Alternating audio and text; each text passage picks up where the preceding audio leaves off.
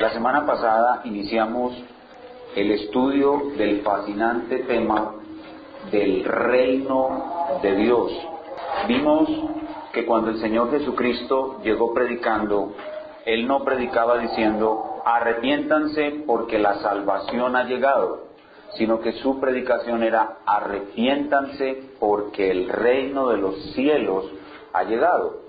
Y vimos la semana pasada que hay razones de sobra para decir que la Biblia no es principalmente el libro de la venida de la salvación de Dios, sino el libro de la venida del reino de Dios. Y vimos que para entender este tema del reino de Dios era necesario revisar algunos conceptos fundamentales. Revisamos, por ejemplo, las dos acepciones que tiene la palabra reino. Cuando leemos en la Biblia acerca del reino, esa palabra tiene dos acepciones, que son reino y reinado. Reino y reinado. La palabra reino incluye más que la palabra reinado. La palabra reino incluye la presencia del trono de Dios en un lugar ya conquistado y un dominio absoluto y presencial del rey. Eso incluye la palabra reino. La palabra reinado se refiere más a una esfera o ámbito de su dominio, sin que necesariamente esté allí el trono de Dios y su dominio presencial. Entonces hay una diferencia entre reino y reinado. Estas dos acepciones nos las vamos a estar encontrando todo el tiempo, y cuando leemos acerca del reino de Dios debemos aprender a distinguir el reino de Dios y el reinado de Dios. Vimos también la semana pasada que hay tres manifestaciones en el tiempo del reino de Dios. Cuando estudiamos en la Biblia los versículos que hablan sobre el reino de Dios, algunos versículos nos dicen que el reino de Dios es eterno. Dios siempre ha sido rey. No hay un solo lugar o un grupo de criaturas sobre las cuales Él no sea rey y no haya reinado.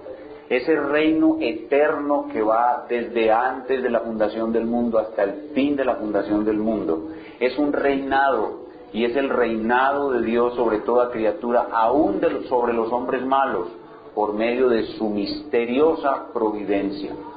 Pero también vimos que aparte de ese reino eterno e inmutable de Dios, hay un reino de Dios presente, que vino a la tierra cuando llegó nuestro Señor Jesucristo. Cuando el Señor Jesucristo vino a la tierra, dijo, el reino ha llegado, el reino está aquí, el reino está presente.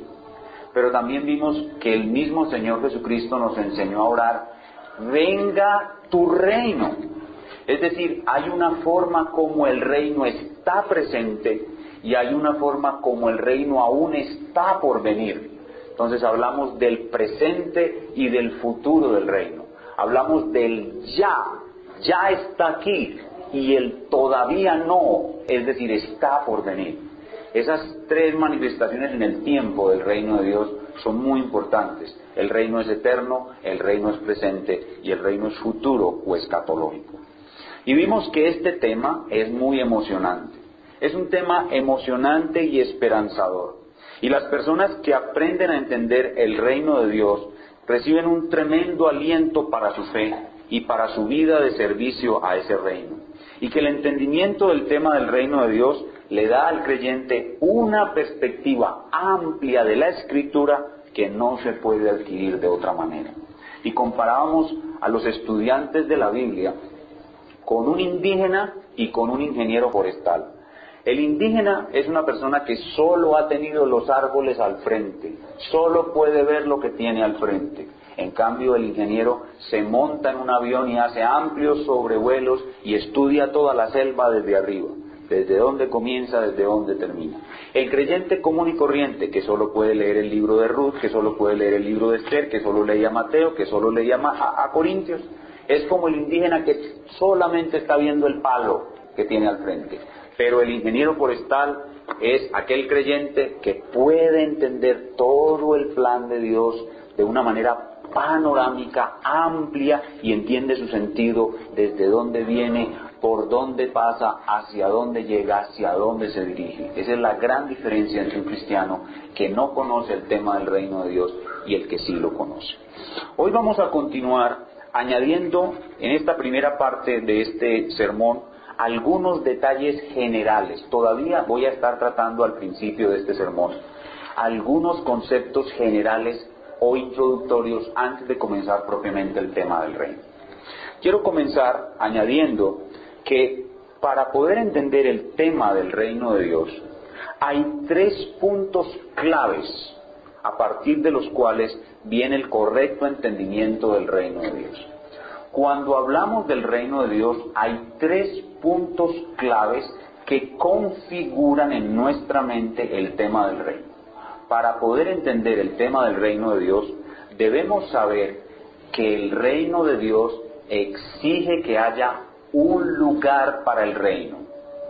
Segundo, el reino de Dios exige que haya un pueblo para el reino. Y el reino de Dios exige que haya una conquista o un progreso para el reino. Entonces, 3 palabras claves: lugar, pueblo y reino. 3 palabras claves: lugar, pueblo y reino. Para poder entender el reino de Dios, siempre vamos a tener que hablar en función de esas 3 variables. Vamos a estar hablando del lugar del reino, del pueblo del reino y del progreso o conquista del reino. O sea, cuando hablamos de un reino, tiene que haber primero que todo un rey, ¿verdad? Tiene que haber un rey. Y tiene que haber un lugar donde ese rey reine. Y tiene que haber un pueblo donde ese rey reine ese pueblo, gobierne ese pueblo. Y tiene que haber un proceso, un progreso por medio del cual antes no era rey de ese reino y ahora sí es rey de ese reino. Entonces son 3 elementos claves. Hay un personaje muy importante en la historia del reino. Ese personaje es Abraham. Y a través de Abraham, Dios nos muestra estos elementos vitales y constitutivos necesarios para entender bien el tema del reino. Vayamos a Génesis capítulo 12, versículos del 1 al 3. Génesis capítulo 12, versículos del 1 al 3. Y ahí vamos a poder ver estos 3 elementos constitutivos del conocimiento del reino de Dios. Génesis 12, del 1 al 3. ¿Qué estoy diciendo? Que para poder configurar en nuestras mentes correctamente el tema del reino de Dios, siempre vamos a estar moviéndonos en función de 3 variables. La variable del lugar, la variable de pueblo y la variable de progreso o conquista. Y en Abraham, Dios nos deja ver que esos 3 puntos en su reino son vitales. Cuando Dios le habla a Abraham, estamos en una época del reino que se llama la época de las promesas. Y observen las 3 promesas que Dios le hace a Abraham. 12, 1 al 3. Pero Jehová había dicho a Abraham: vete de tu tierra y de tu parentela y de la casa de tu padre a la tierra que yo te mostraré. Ahí está el lugar del reino, una tierra para el reino. Segundo, y haré de ti una nación grande. Ahí está, ¿qué? El pueblo del reino. Y engrandeceré tu nombre y serás bendición. Bendeciré a los que te bendijeren y a los que te maldijeren maldeciré. Y ahora noten el final del 3. Y serán benditas en ti todas las familias de la tierra. ¿Qué vemos ahí? Progreso, conquista. Entonces son 3 variables fundamentales: lugar, pueblo y progreso. Entonces vamos a estar hablando del lugar del reino, del pueblo del reino y del progreso o conquista del reino. Estos 3 puntos van a configurar en nuestra mente lo que es realmente el reino de Dios. Y a medida que recorramos toda la Biblia, hay otros puntos. Estos no son los únicos puntos, pero son los más importantes. Luego vamos a hablar del misterio del reino. Luego vamos a hablar de la justicia del reino, que dicho sea de paso es el sermón del monte. Vamos a hablar del misterio del reino, de la justicia del reino, de otros aspectos del reino, pero por ahora nos vamos a concentrar en estas 3: lugar, pueblo y progreso. Y entonces, para poder empezar a conocer bien este reino, debemos tomar la historia del reino en todos los periodos bíblicos. No nos podemos contentar con decir unas 2 o 3 cosas del reino de Dios, sino que debemos seguir el reino de Dios a través de las etapas de la historia bíblica. ¿Cuáles son las etapas de la historia bíblica? La primera etapa de la historia bíblica la llamamos historia primitiva. Va desde Génesis 1 a Génesis 11. La historia primitiva o primigenia, desde Génesis 1 a Génesis 11. Comienza con la creación de Adán y termina con la Torre de Babel. Génesis 1 al 11 se llama historia primitiva. La segunda etapa en la historia bíblica es la historia de Israel. Comienza en Génesis 12, donde acabamos de leer, con Abraham, y termina en Malaquías 4, cuando Dios desecha a su pueblo y guarda silencio por 400 años. Génesis 12 a Malaquías 4, historia de Israel. Y luego la última etapa es la historia de la iglesia, que la encontramos toda compactada entre Mateo y Apocalipsis. Entonces, ¿cuáles son las tres etapas en la historia bíblica? La historia primitiva, Génesis del 1 al 11, la historia de Israel, Génesis 12 a Malaquías 4, y la historia de la iglesia, Mateo a Apocalipsis. Entonces, para poder comprender el tema del reino de Dios hay que ver estas cosas. Primero, lugar, pueblo y progreso en la historia primitiva. Segundo, lugar, pueblo y progreso en la historia de Israel. Y tercero, lugar, pueblo y progreso en la historia de la iglesia. Y ahí tenemos ya nuestra bitácora de vuelo. Ya sabemos cuál es el plan. Para allá vamos. Para poder entender el reino de Dios tenemos que hacer ese recorrido. Lugar, pueblo y progreso de la historia primitiva, de la historia de Israel y la historia de la iglesia. Entonces hoy vamos a comenzar con el reino de Dios en la historia primitiva. Ese será el tema que veremos en el día de hoy. Entonces lo que veremos serán tres cosas. Nuestros 3 puntos para el día de hoy son los siguientes: el lugar del reino en la historia primitiva, el pueblo del reino en la historia primitiva y el progreso o conquista del reino en la historia primitiva. Eso será lo que veremos hoy. Lugar, pueblo y progreso en la historia primitiva. Pero como el periodo de la historia primitiva abarca 11 capítulos del Génesis, no podremos obviamente en un solo sermón mirar los 11 capítulos. Vamos a tomar hoy solamente Génesis 1 y 2. O sea, el principio del principio de la historia primitiva. Entonces vayamos en nuestras Biblias a Génesis capítulo 1 y 2. Y para ahorrar un poco de tiempo, debido a que estos 2 capítulos son más o menos conocidos por todos, no vamos a leer todos los 2 capítulos, sino que vamos a hacer una lectura de porciones claves para tomar toda la idea de lo que vamos a exponer, y luego vamos a desarrollar allí, en esta etapa, lugar, pueblo y progreso del reino. Entonces vamos a ir leyendo, yo voy dando los versículos y vamos saltando hasta que tomemos todo el panorama de los 2 primeros capítulos. Comencemos con Génesis 1, del 1 al 5. En el principio creó Dios los cielos y la tierra estaba desordenada y vacía, y las tinieblas estaban sobre la faz del abismo, y el Espíritu de Dios se movía sobre la faz de las aguas. Y dijo Dios, sea la luz, y fue la luz, y vio Dios que la luz era buena, y separó Dios la luz de las tinieblas, y llamó Dios a la luz día, y a las tinieblas llamó noche, y fue la tarde y la mañana un día. En lo que sigue del relato se describe cómo Dios hizo las cosas en el segundo día, en el tercer día, en el cuarto día, en el quinto día y en el sexto día. Y ahí creó todas las cosas: el espacio para colocar el sol y la luna, el firmamento y el mar para colocar las aves y los animales marinos, y separó el mar de la tierra para colocar en la tierra los animales y el hombre. Ahora vamos al verso 26, que nos habla de la creación del hombre. Entonces dijo Dios, hagamos el hombre a nuestra imagen, conforme a nuestra semejanza, y señoree en los peces del mar, en las aves de los cielos, en las bestias, en toda la tierra y en todo animal que se arrastra sobre la tierra.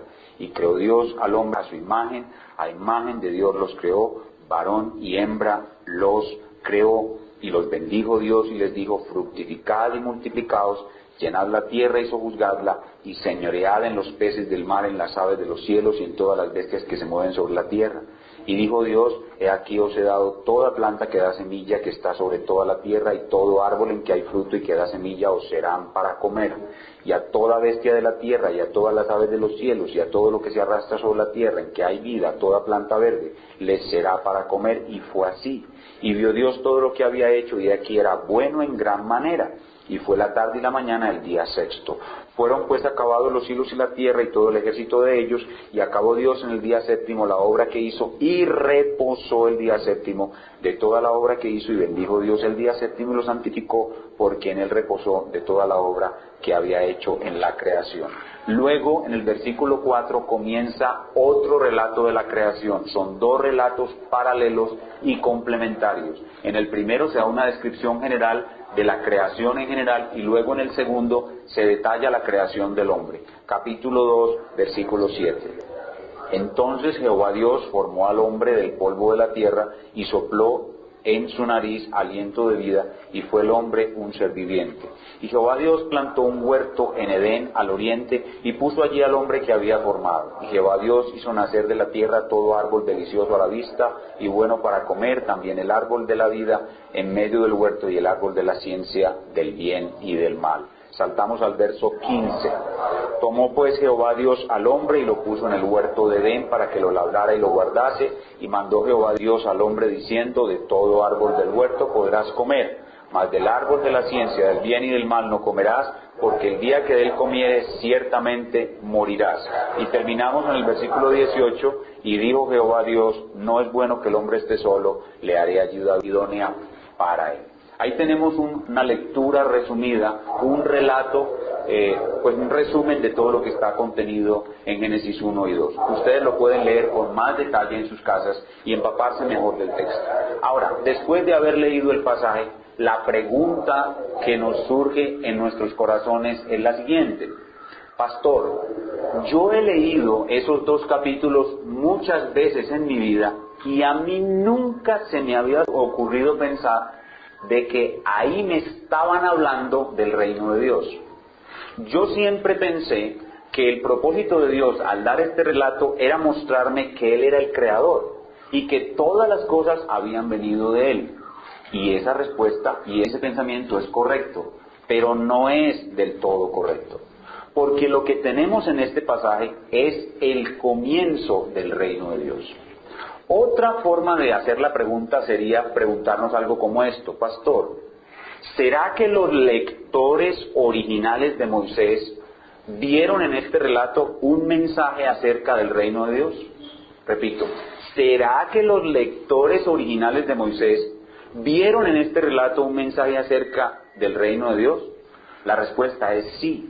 Los lectores originales de Moisés pudieron percibir fácilmente en estos dos capítulos un lenguaje real, un lenguaje de reino y reinado que para nosotros no es tan evidente, pues ellos, los antiguos, los israelitas que salieron de Egipto, vivían en un mundo monárquico y conocían todos los detalles de la vida monárquica. Hoy en día los arqueólogos han hecho unos hallazgos interesantísimos. Han descubierto unas tablas que muestran la forma como veían la vida y la monarquía los antiguos. Se llaman tratados imperiales del vasallaje. Y en esos tratados imperiales del vasallaje se puede ver que la cosmovisión del mundo antiguo, incluido Israel, era una cosmovisión monárquica. Y que estos pasajes que acabamos de leer están escritos en términos de una monarquía, de un reino y de un reinado. Nosotros no los podemos ver, ¿saben por qué? Porque nosotros vivimos en un mundo democrático y no tienen las palabras el mismo significado para nosotros que para ellos. Entonces, lo primero que debemos hacer para poder entender esta primera etapa del reino de Dios es descubrir el lenguaje monárquico que hay en este pasaje y entender que el propósito de Dios en la creación no fue solamente crear y mostrarse como el origen de todo, sino comenzar a plantar su reino que Él había planeado desde antes de la fundación del mundo. En Mateo capítulo 25, versículo 34, que nos habla cuando entramos al reino de Dios, Jesús nos dice: venid benditos de mi Padre y heredad el reino. ¿Y qué termina diciendo? Preparado para vosotros desde antes de la fundación del mundo. Entonces, lo que vemos aquí es el comienzo de la ejecución del plan de Dios. El comienzo de la ejecución del plan de Dios es comenzar a plantar su reino desde el mismo momento de la creación. Entonces, cuando Dios creó, puso en marcha la venida del reino que Él preparó desde antes de la fundación del mundo, pero en etapas y con un misterio que nosotros no podemos entender sino hasta que la revelación fuese completada. Las personas de la antigüedad no entendían cómo Dios iba desarrollando su reino. Y nosotros podemos hacerlo es porque la revelación ha sido completada. Entonces, antes de ponernos a examinar en esta primera etapa las tres variables, lugar, pueblo y progreso, me es necesario ayudarles a derribar en sus mentes la barrera histórico, política y cultural que tenemos con el texto. Tenemos una barrera histórica por la gran cantidad de años que han pasado, política porque ellos vivían en una monarquía y nosotros en una democracia, y cultural porque obviamente la vida y la cultura de una monarquía y una democracia son totalmente diferentes.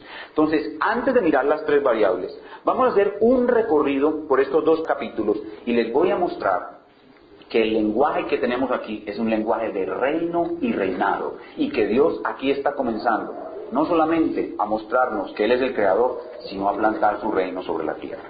Vayamos al versículo 1 de Génesis 1, Génesis 1:1, y ahí voy a comenzar a mostrarles que este es un lenguaje de reino y reinado. En Génesis 1:1 dice, en el principio creó Elohim. La palabra que ahí está traducida, Dios, es el nombre Elohim. Y esa es la primera señal de que estamos ante un lenguaje de reino. ¿Por qué? Porque la palabra Elohim en hebreo tiene dos acepciones. Primero es plural, lo cual nos muestra que en la singularidad de Dios hay una pluralidad.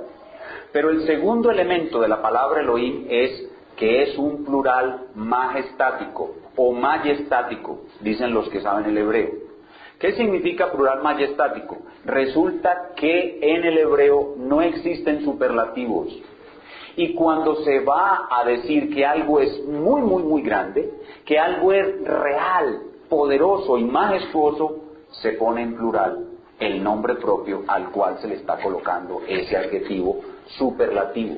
Entonces la palabra Elohim es un plural majestático, muestra a Dios no solamente como creador, sino como rey.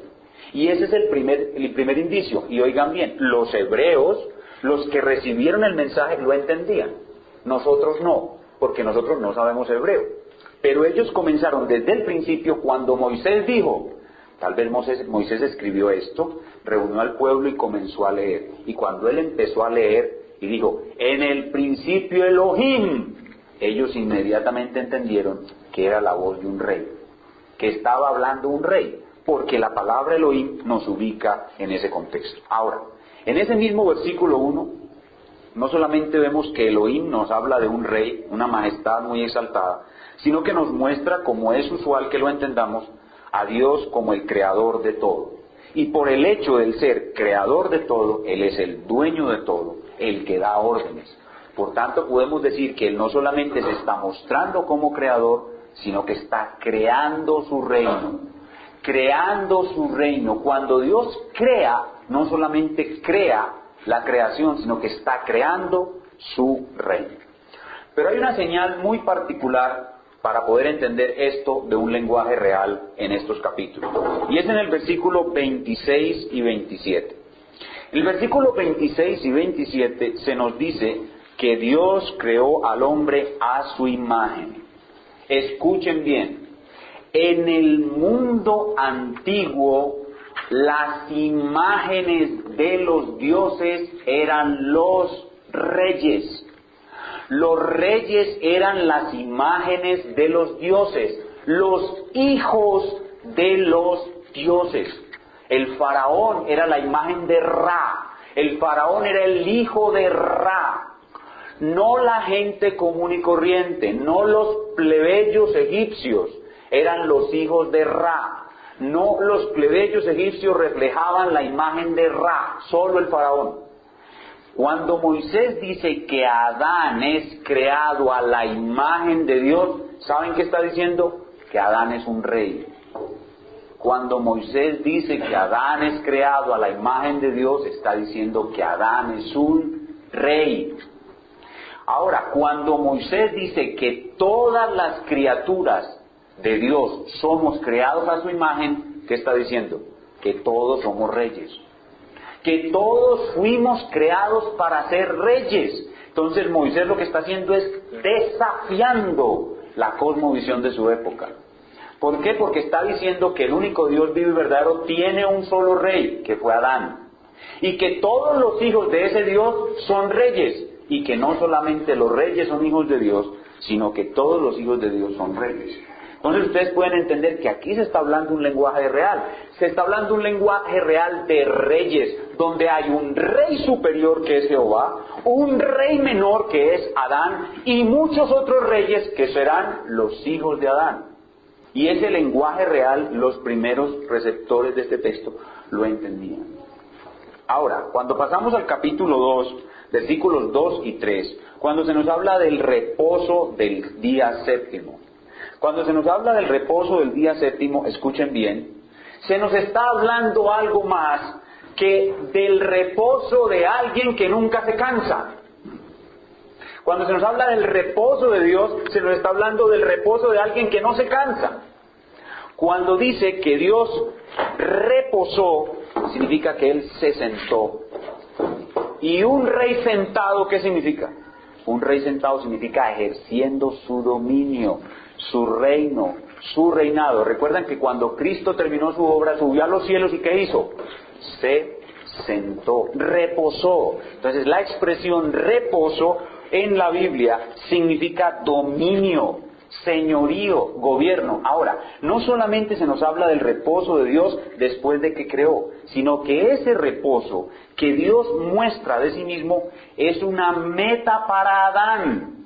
Adán tenía una meta. Adán era el encargado de llevar el reino a su progreso. Cuando Adán terminara de ejecutar el progreso del reino, Adán entraría en su reposo con toda su familia de reyes, igual que Dios.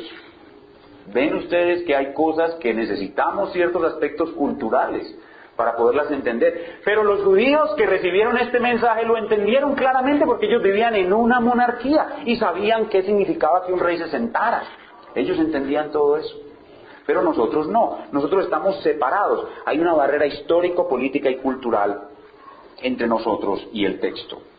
Ahora, hay otro detalle que es el que más me ha gustado de todo este estudio y está en Génesis capítulo 2, versículo 8. En Génesis capítulo 2, versículo 8 dice que Jehová, el gran rey, plantó un huerto. Plantó un huerto.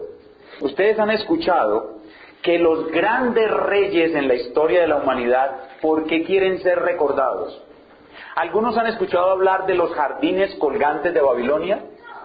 ¿Cuál era la maravilla, la fascinación, el deseo, el orgullo, la razón de buscar elogios para los reyes? Hacer jardines espectaculares donde se reunían con sus cortesanos y celebraban unos banquetes inolvidables. No es sino que lean el primer capítulo de Esther para que vean a Artajerjes haciendo un banquete de 180 días con todos sus príncipes y cortesanos. ¿Y dónde hicieron el banquete? En el jardín de su reino. ¿Qué hizo Nabucodonosor? Nabucodonosor hizo los jardines más espectaculares del mundo para ser recordado como una de las 7 maravillas del mundo.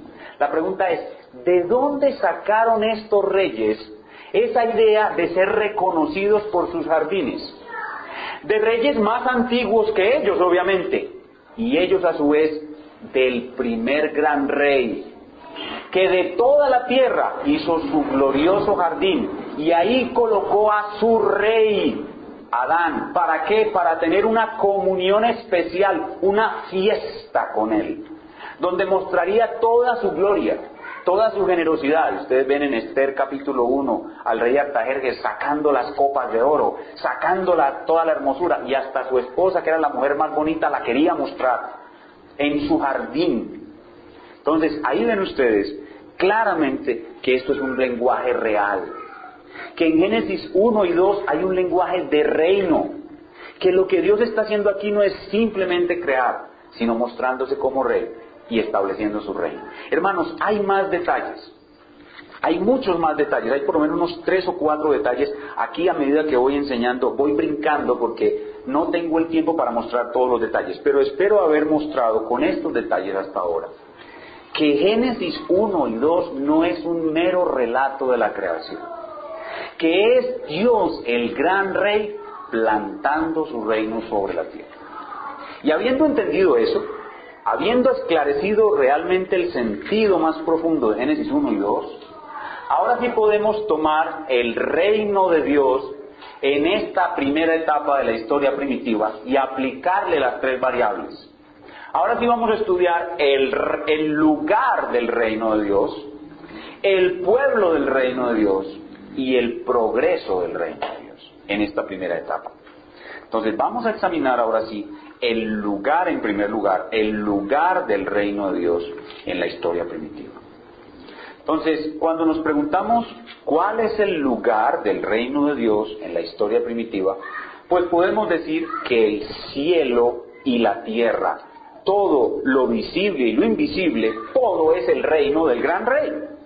Tanto lugares celestiales como lugares terrenales, tanto criaturas celestiales como criaturas terrenales, el cosmos, el sol y la luna, que eran adorados como dioses, son meras criaturas del gran rey, son meramente partes de su gran reino. El hombre, los animales, las plantas, todo es su reino. Ese parece ser el lugar del reino de Dios en la historia primitiva. Le da a uno esa impresión.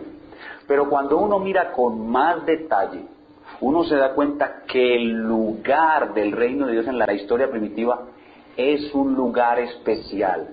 No es exactamente toda la tierra. Porque de toda la tierra solo hay un lugar del cual se dice es el lugar de su deleite. Y ese lugar de su deleite es solamente Edén. Y de ese lugar de su deleite solamente el huerto o el jardín es el lugar que Él adornó para que fuera el sitio de comunicación y de encuentro entre el gran rey Jehová y el pequeño rey o el rey menor Adán y su familia. Entonces, para el lugar del reino, lo que tenemos que observar es lo siguiente. Primero, del caos Dios hizo toda la tierra buena en gran manera, pero de bueno en gran manera solo hubo un lugar al cual Él convirtió en el lugar de su deleite. Bueno, ese lugar es el lugar del reino en la historia primitiva. Es un jardín que a la vez es un templo. Es un jardín que a la vez es un templo. El lugar donde mora la presencia especial de Dios y donde Dios se reúne con su pueblo. Ese jardín luego va a ser cambiado a un templo en la época de la historia de Israel. Y a su vez va a ser cambiado a la iglesia en la época de la historia de la iglesia. En este momento, en este instante, aquí estamos en ese lugar. Solo que espiritualmente. Algún día estaremos físicamente. Pero ahora estamos en este lugar que es el paraíso recuperado, que es la iglesia. Entonces el lugar del pueblo, del reino de Dios en la historia primitiva no era toda la tierra, era el jardín de Edén. Ahora, después de haber entendido cuál es el lugar del reino, ahora necesitamos ver cuál es el pueblo del reino. ¿Cuál es el pueblo del reino de Dios en la historia primitiva? Y obviamente vemos que el pueblo del reino de Dios era Adán y su familia. Adán y su familia.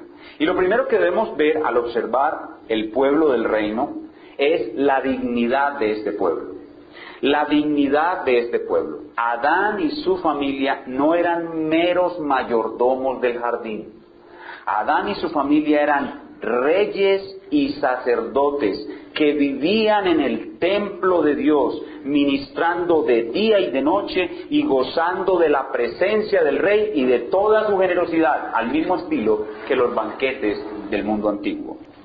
Entonces ellos, Adán y su familia, eran reyes, eran virreyes, porque eran reyes del gran rey. Virreyes, eran reyes, y no solamente eran reyes, eran las imágenes de Dios.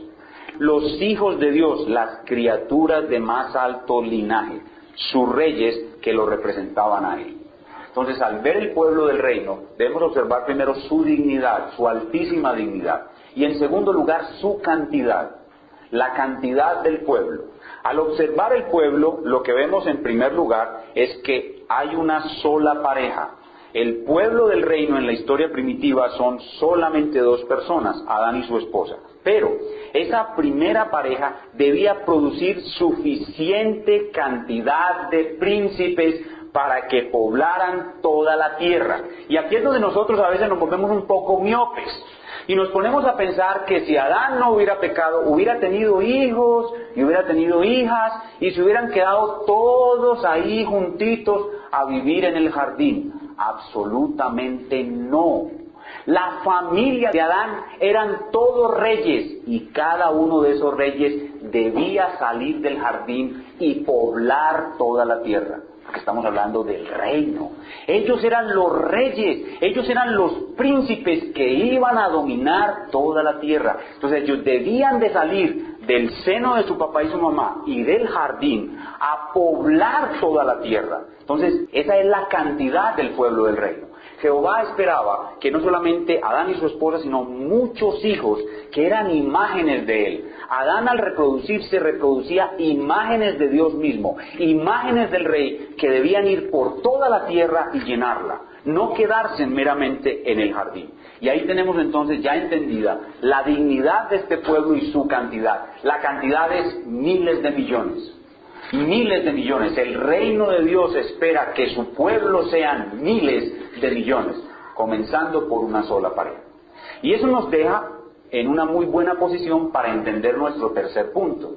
El primer punto es el lugar del reino. Ya entendemos que el lugar del reino era Edén, el jardín. Ahora entendimos cuál es el pueblo del reino. El pueblo del reino es Adán y su familia, que son reyes y sacerdotes, y una gran cantidad para poblar toda la tierra. Y ahora necesitamos entender el progreso del reino, o la conquista del reino. ¿En qué consistía la conquista del reino que Adán debía de ejecutar? En Génesis 2.15, Dios le dice a Adán que debe labrar y guardar el templo jardín. Pero en Génesis 1.28, Él le dice, vean Génesis 1.28, y los bendijo Dios y les dijo, fructificad y multiplicaos. Ahí está el número de miles de millones del pueblo del reino. Y ahora le dice, llenad la tierra. Llenad la tierra, es decir, los hijos de Adán debían de salir del jardín y llenar toda la tierra. Y ahora dice, sojuzgadla.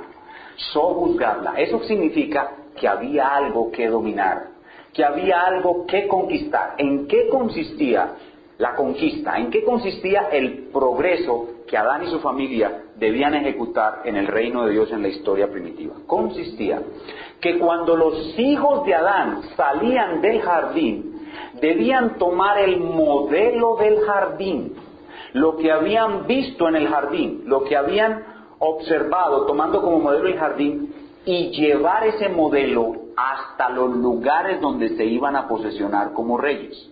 Un hijo de Adán salía del jardín y tomaba un territorio. Su misión era hacer que ese territorio fuera tan hermoso como el jardín.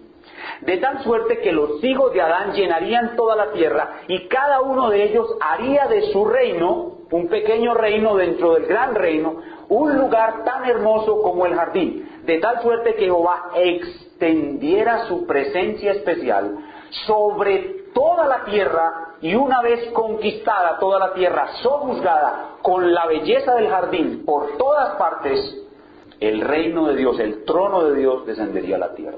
Ese es el reino de Dios en su historia primitiva. Y usted dice, pastor, usted está viendo mucho películas de ciencia ficción. ¿Cómo sabe usted que eso es así? La razón por la cual sabemos que es así es por el paralelo que hay entre el primer Adán y el segundo Adán.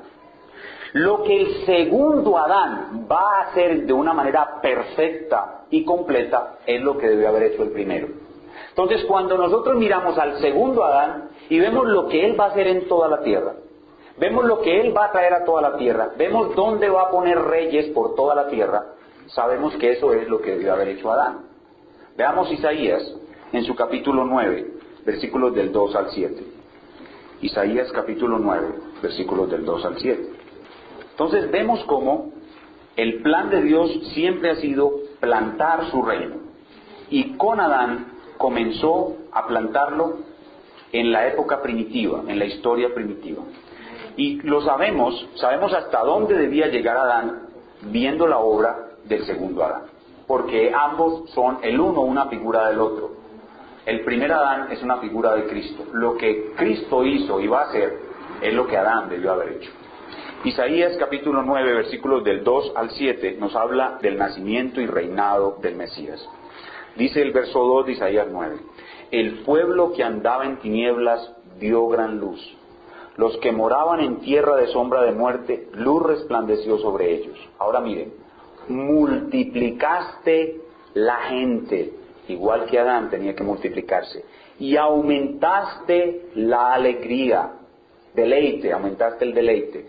Se alegrarán delante de ti como se alegran en la siega, como se gozan cuando reparten despojos, porque tú quebraste su pesado yugo y la vara de su hombro y el cetro de su opresor, como en el día de Madián. Esa es la redención, la destrucción del diablo. Porque todo calzado que lleva el guerrero en el tumulto de la batalla y todo manto revolcado en sangre será quemados, pastos del fuego. Esa es la obra de redención completada.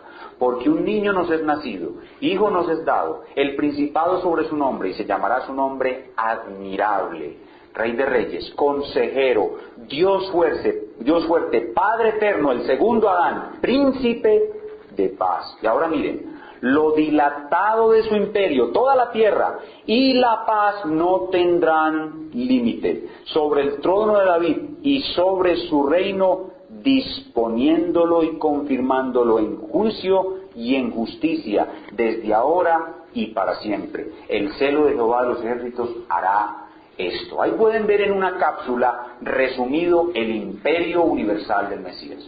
Bueno, si Adán no hubiese caído, si Adán hubiese permanecido, Adán con sus hijos hubiera llegado hasta lo último de la tierra y hubiera traído la belleza de Edén hasta lo último de la tierra, y el trono de Jehová habría venido a la tierra. Y oigan bien, Adán habría sido Rey de Reyes y Señor de Señores. Ese es el plan del reino de Dios en su historia primitiva. Ahora, no tomó por sorpresa a Dios la caída de Adán.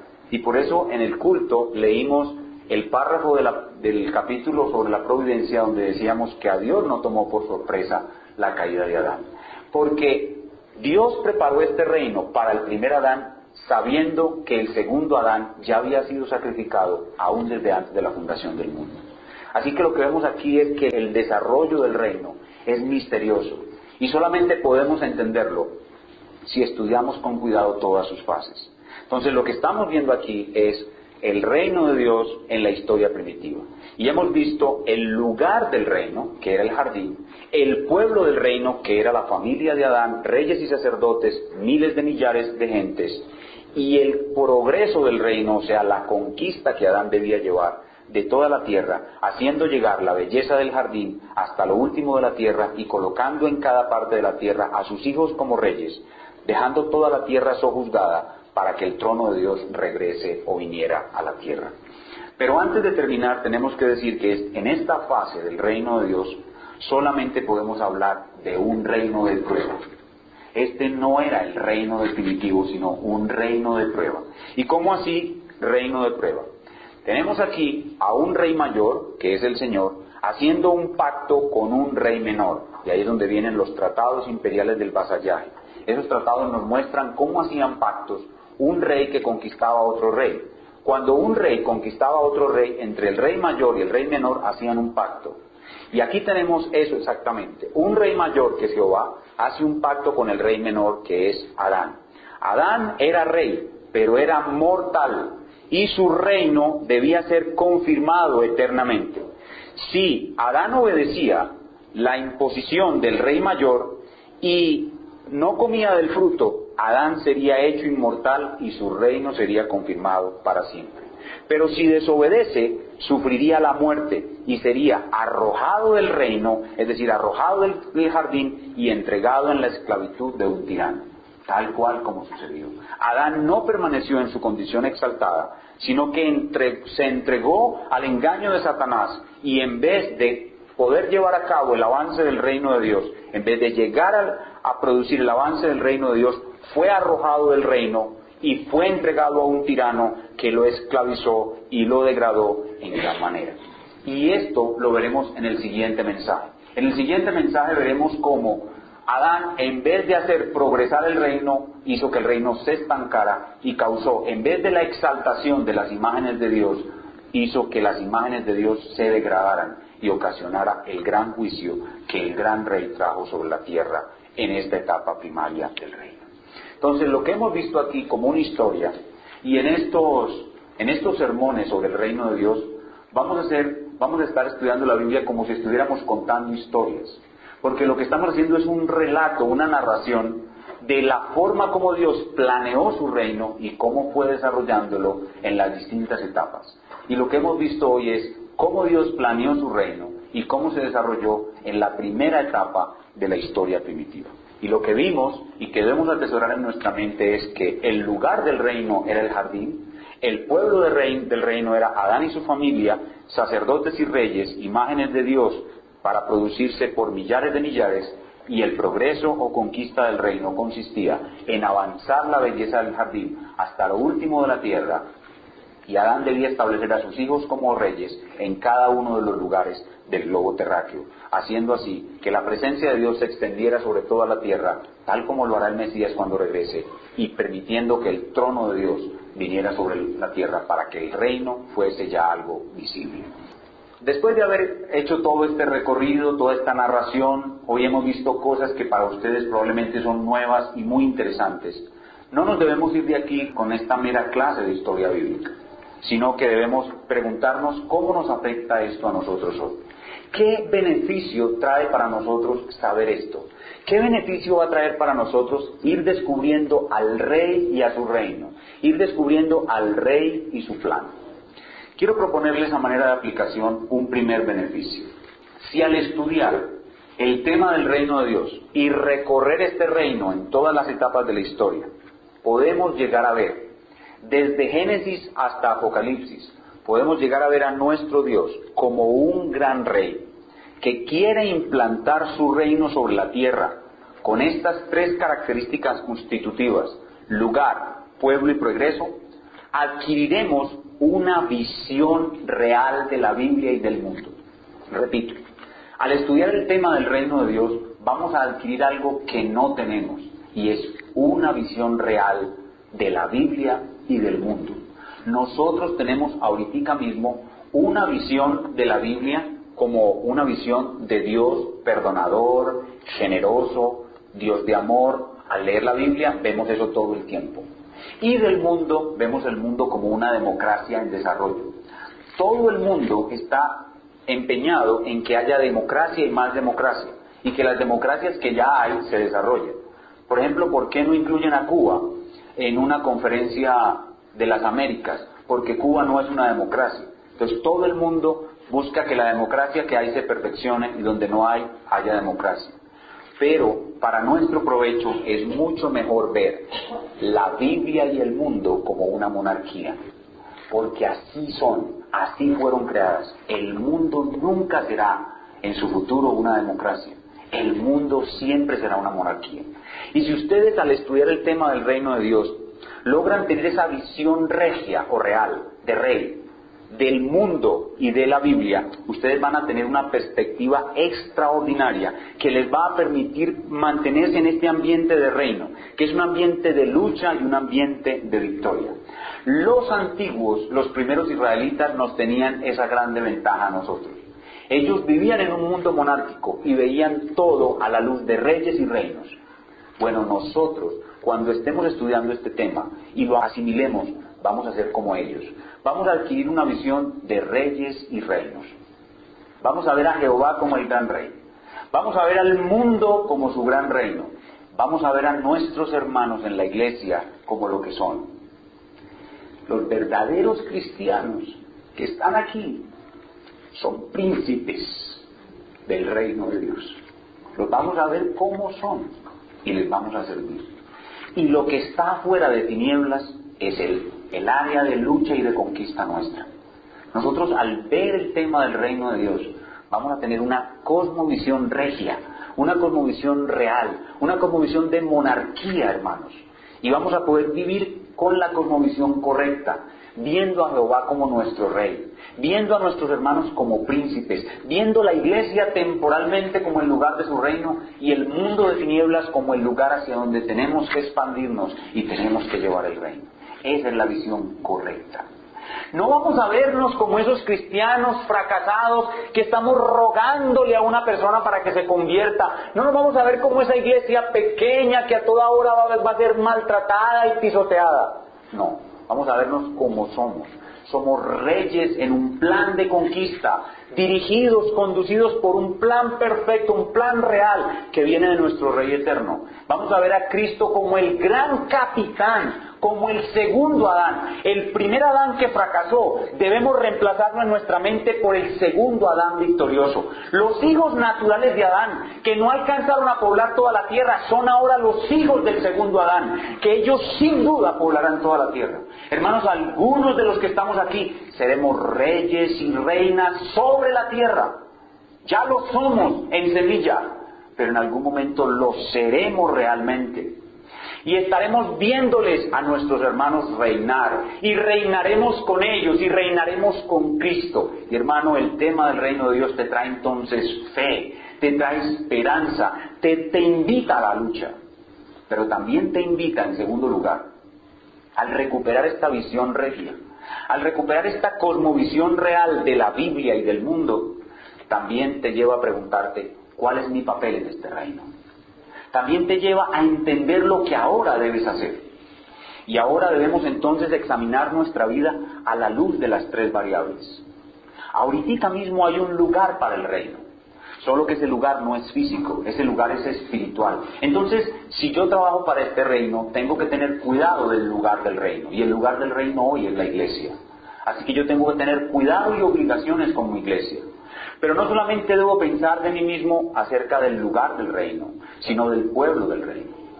¿Quién es el pueblo del reino? El pueblo del reino son mis hermanos en Cristo. Y yo debo pensar cuáles son mis obligaciones con mis hermanos, que son corregentes conmigo, son reyes y sacerdotes conmigo. Entonces yo tengo que tener en cuenta mucho cuáles son mis obligaciones con ellos. Pero en tercer lugar, tengo que preguntarme también cuál es mi papel en el progreso del reino. El reino nunca cesa de progresar y yo tengo que trabajar, yo tengo que conquistar. Si yo lo hago, yo voy a recibir recompensas del rey. Si yo no lo hago, los que lo hagan van a recibir recompensas. Y cuando el rey venga y él vio que yo me esforcé, que yo trabajé en el progreso del reino, que yo trabajé en la conquista del reino, lo hice con amor y para glorificarle, ese rey majestuoso, el segundo Adán, me va a coronar y me va a dar gloria. Pero si no lo hago, los otros hermanos que sí trabajaron, ellos van a recibir la gloria que yo debí haber recibido. Por tanto, yo tengo una obligación en este reino de esforzarme. ¿Y en qué consiste mi esfuerzo? Bueno, yo tengo que traer a los príncipes que aún son mendigos. El mundo, allá en el mundo de tinieblas hay muchos mendigos miserables revolviéndose en el pecado y ellos no saben que son príncipes. Ellos no lo saben. Yo tengo que ir a decirles el evangelio de la verdad. Yo tengo que ir a predicarles el evangelio a esos mendigos por si quizás alguno de ellos sea un príncipe. Y Dios me dé el privilegio de traer uno de esos mendigos miserables basuriegos al reino de Dios. Y ese es mi trabajo en cuanto al progreso. Yo tengo que ir a buscar los príncipes entre los mendigos y basuriegos. Tengo que ir a buscar los reyes del futuro entre los que hoy son esclavos. Ese es mi trabajo en el reino. Si lo hago con amor, si lo hago para la gloria de Dios, cuando venga el rey, Él me pondrá una corona y me dará un territorio para que yo reine, como hubiera hecho Adán con alguno de sus hijos, si hubiesen permanecido. Pero si no lo haces, no recibirás esa corona, no recibirás ese territorio, el reino, recibirás algo del reino, pero no recibirás gloria en el reino. Y una vez vamos y sacamos los mendigos, una vez vamos y sacamos los basuriegos, y Dios nos da el privilegio de tenerlos aquí en la iglesia, tenemos que cuidarlos. Tenemos que pastorearlos con cuidado y con amor, enseñarles la palabra para que ellos crezcan y se fortalezcan y dejen de ser niños. Y una vez dejen de ser niños, ellos también vayan a las tinieblas y arranquen los basuriegos para el reino de Dios. Y para eso tiene que haber un lugar donde reunirnos. Para eso tienen que haber pastores dedicados de tiempo completo a esta obra. Para eso tienen que haber recursos para hacer folletos, para ir a sacar a los mendigos de las tinieblas, del reino de las tinieblas. Y por eso mi compromiso con el reino es no solamente de venir aquí los domingos, sino de aportar económicamente para que el reino avance y permanezca, para que el reino se extienda. Y procurarme toda clase de posibilidades para el avance del reino. Que vamos a predicar el evangelio en la radio, vamos a predicarlo en la radio. Que vamos a predicar a los vecinos, que vamos a hacer una campaña evangelística, que vamos a formar un grupo evangelístico. En todo eso, hermanos, ese es el progreso del reino para nosotros. Lo que para Adán era algo físico, para Israel era algo físico, para nosotros es algo espiritual. Y a medida que vamos avanzando en la historia primitiva, a la historia de Israel y a la historia de la iglesia, lo iremos entendiendo mejor. Entonces concluimos diciendo, hermanos amados, que este reino es algo maravilloso, preparado para nosotros, pero con una evolución en etapas misteriosas, que a medida que la vamos descubriendo, va despertando en nosotros una visión regia, real, de monarquía, tanto de la Biblia como del mundo, y hace que nosotros descubramos en nosotros mismos nuestras obligaciones, para con el lugar del reino, para con el pueblo del reino y para con el progreso del reino. Y si hay alguno aquí que no ha entrado todavía a este reino, hoy ha podido ver a través de este sermón un chispazo de lo que es ese reino. Y a nosotros nos corresponde terminar diciéndoles, entra al reino. A los que no le conocen, entren al reino. ¿Cómo se entra a este reino?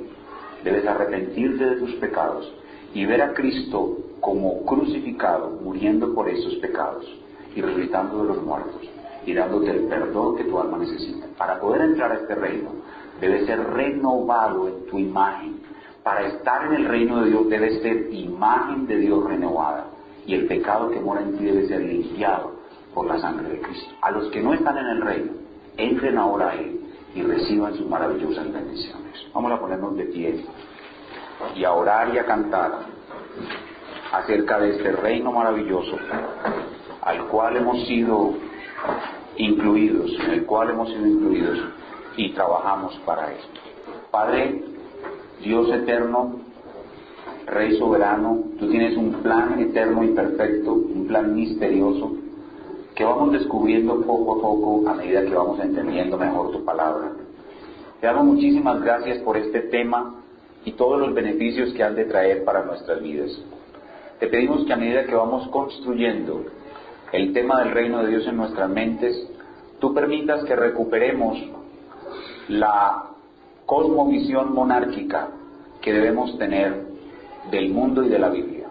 La hemos perdido, Señor, porque vivimos en otra cultura, en un tiempo de democracias, en un tiempo donde no podemos ver ni entender muchas veces ese lenguaje real. Pero tú, Señor, por la obra de tu Espíritu, al escuchar la predicación de la palabra nos transformas.